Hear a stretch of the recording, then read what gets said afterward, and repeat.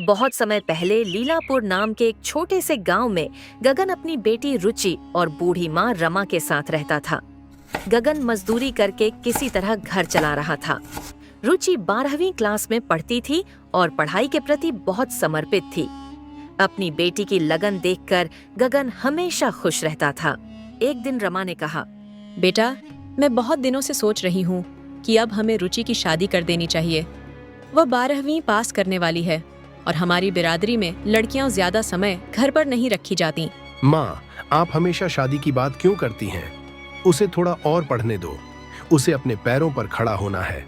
अरे गगन, जब लड़की मायके से ससुराल चली जाती है तो जिम्मेदारी कम हो जाती है। माँ, रुचि पढ़ाई से प्यार करती है। उसके सपने पूरे करना मेरी जिम्मेदारी है। रमा तुनक कर काम पर चली गई। कुछ दिनों बाद रुचि का रिजल्ट आया। रुचि पूरे जिले में पहले स्थान पर रही। पूरा गांव खुश था।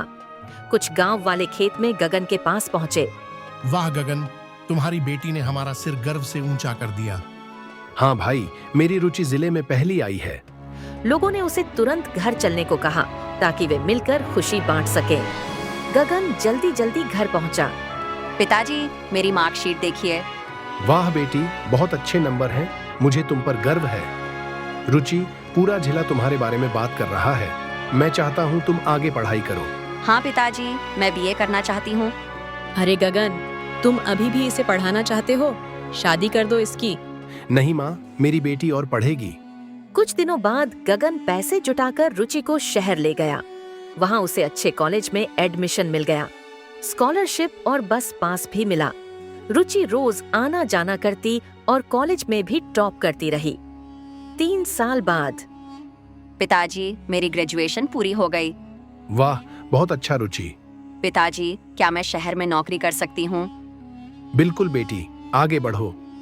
रुचि ने शहर में नौकरी ढूंढना शुरू किया।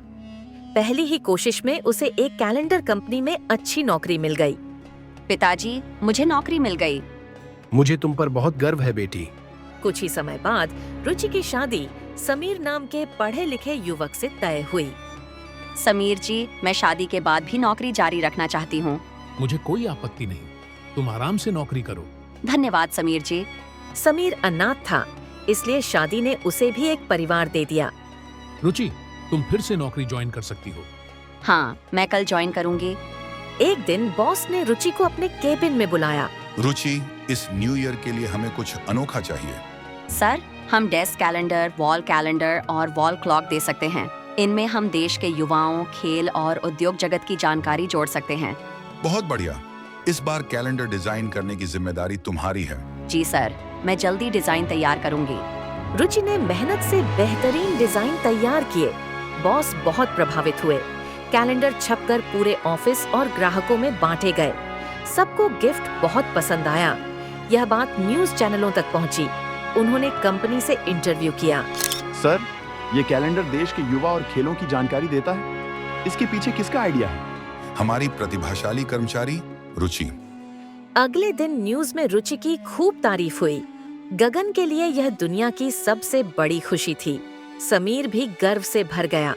यह कहानी सिखाती है कि अगर हम मेहनत और लगन से काम करते रहें तो सफलता एक दिन जरूर मिलती है।